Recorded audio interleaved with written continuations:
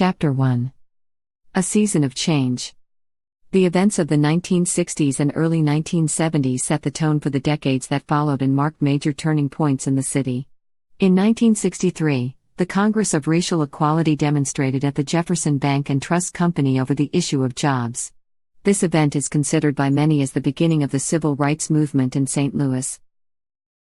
On July 14, 1964, Percy Green, top, and Richard Daley, bottom, drew national attention to the lack of African American employment in the construction of the Gateway Arch by climbing a ladder on the outside of the unfinished structure and chaining themselves to it. This event led to one of the earliest high-profile test cases by the federal government regarding equal employment for African Americans. Ivory Perry was a civil rights champion who led the cause to eliminate lead poisoning for St. Louis residents. While working for the Human Development Corporation, he found that blacks living in substandard housing had recurring health issues related to lead-based paint. In 1970, with aldermanic help, Perry got an ordinance passed forcing landlords to remove lead-based paint from their properties. The NAACP organized a demonstration in June 1963 in front of the board office at 911 Locust Street, demanding total integration of St. Louis public schools. The district was engaged in a practice of busing black students from overcrowded black schools to white schools. Once there, they were kept in a separate part of the building, with separate lunch and playground periods.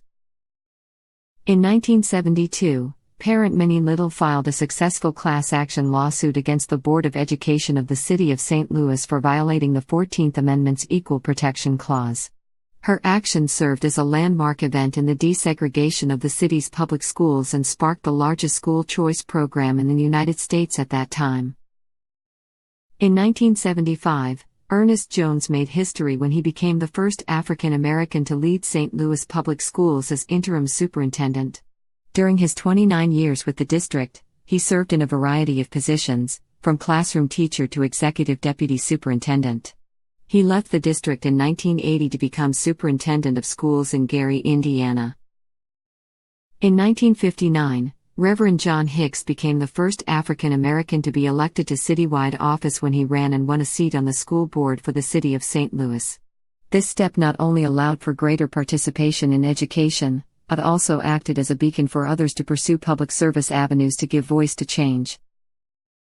This educational complex is dedicated to Dr. Samuel Shepard, director of the Banneker District of the St. Louis Public Schools from 1957 to 1976. His tenure was marked by the implementation of notable methods to inspire students to attend and excel in school. He also promoted parent involvement in their children's education. A nearby street is named in his honor. The Pruitt-Eagle housing projects were infamous for being one of the greatest urban renewal failures in American history. From the beginning of its occupation, there were problems with maintenance, upkeep, and crime. By the end of the 1960s, Pruitt-Eagle was almost completely abandoned, leaving those who remained in dire circumstances. In 1971, the complex was evacuated, and the buildings were demolished. Toward the end of the 1950s, there were a number of black professionals, including doctors, dentists, educators, and realtors, who were interested in building homes outside of the Ville area. They worked together through straw parties, absentee landlords, and speculators to acquire 13 lots in Richmond Heights. White residents unsuccessfully held meetings to block housing developments. By the early 1960s, Bennett Avenue flourished. In 1970, the Interreligious Center for Urban Affairs proposed building a federally subsidized, moderate-income, multiracial housing project on Parker and Old Jamestown roads. The residents protested, incorporated, and formed the city of Blackjack, passing a zoning code to block the project. The city lost in the courts and was forced to develop the housing units now known as the Kendallwood Apartments.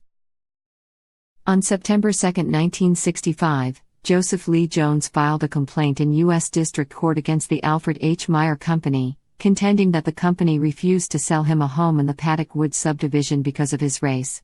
The case went to the U.S. Supreme Court, which ruled 7-5 in Jones's favor, based on an 1856 anti-discrimination law regarding property sales.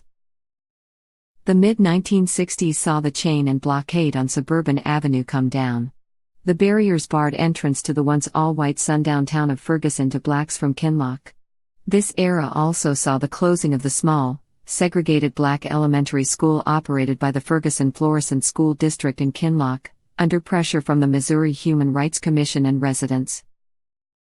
The area now known as the City of Kinloch was formed in 1937 when the white residents of the city incorporated their section into the city of Berkeley for the purpose of establishing a white-controlled, segregated school district. In 1975, a federal court ruled the maintenance of Kinloch schools unconstitutional and ordered that they be desegregated. Today, all the Kinloch schools are closed. Judge Theodore McMillan broke down many racial barriers during his lifetime. In 1956, he became the first African-American Missouri Circuit Judge in St. Louis. In 1972, he was the first African-American appointed to the Missouri Court of Appeals, Eastern District. In 1978, McMillan was the first African-American appointed to the U.S. Court of Appeals for the Eighth Circuit. In 1960, Theodore McNeil became the first African-American elected to serve in the Missouri Senate. Senator McNeil was active in union politics, having served on the staff of the Brotherhood of Sleeping Car Porters and Maids Union. He also served on the University of Missouri Board of Curators and was a past president of the Board of St. Louis Police Commissioners. Congressman William Clay Sr. began his political career as an alderman very active in the struggle for civil rights in St. Louis. He spent 112 days in jail for his participation in demonstrations against the hiring practices of Jefferson Bank. In 1968, Clay won the Democratic primary in the general election, making him Missouri's first black elected member of the U.S. Congress. Diane White was a pioneer who broke down racial barriers in St. Louis when she became the first African-American meteorologist in the nation. Her career at television station KSDK spanned more than 26 years, during which she also presented feature stories and headline news. In addition to her on-camera talent, White was also the first African-American model at several major St. Louis department stores. Julius Hunter broke down racial barriers, becoming St. Louis' first black television anchor in 1966. He held the position until 1974 at KSDK, News Channel 5. Hunter is best known as the senior anchor at KMOV-TV. During his stellar career, he interviewed 5 incumbent presidents and traveled to Rome with Pope John Paul II. Hunter authored several books and has conducted the St. Louis Symphony Orchestra. Former St. Louis Cardinals player Curt Flood forever changed Major League Baseball when he challenged the league owner's ability to trade players to other teams. Flood demanded his rights, refusing to be traded. He took his OSA to the Supreme Court, where he ultimately lost. However, his case led to solidarity for the players, who would fight the reserve clause and win free agency. Today, all public golf courses are open to everyone regardless of race.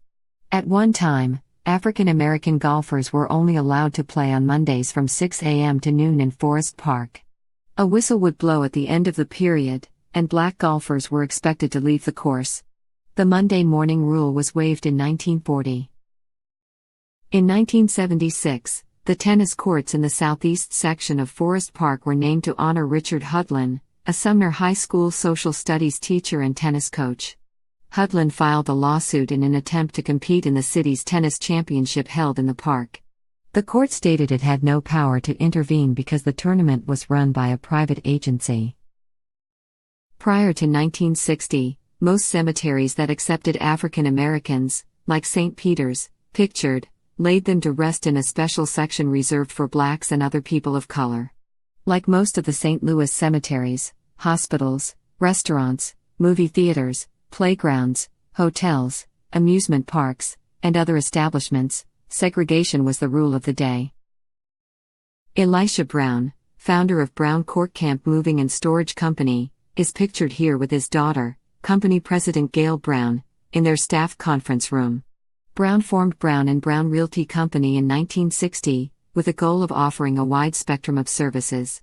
When he was unable to obtain a license to provide moving services, Brown acquired Court Camp Moving Company. All-State Transworld Van Lines had its beginning in 1929, when David Person began the family moving business. It was later taken over by his son Timothy, who began a battle to obtain an interstate moving license in 1964. The fight lasted until 1981, when Allstate Transworld became the first black company to obtain a license, one of 20 such companies in America. The theaters and restaurants along Grand Boulevard were segregated until the late 1950s and the early 1960s. Change was brought about through picketing and the 1961 Public Accommodation Ordinance by the City of St. Louis. In the mid-1950s, black and white children were allowed to go to the movies together during Brotherhood Week. A mural was dedicated to the memory of Michael Brown, an unarmed teenager who was killed on August 9, 2014, by a white police officer in Ferguson, Missouri. Brown's death helped spark an international outcry for changes in policing African American communities. The mantra "Hands Up, Don't Shoot" was echoed around the country and was adopted by celebrities as a sign of solidarity for change.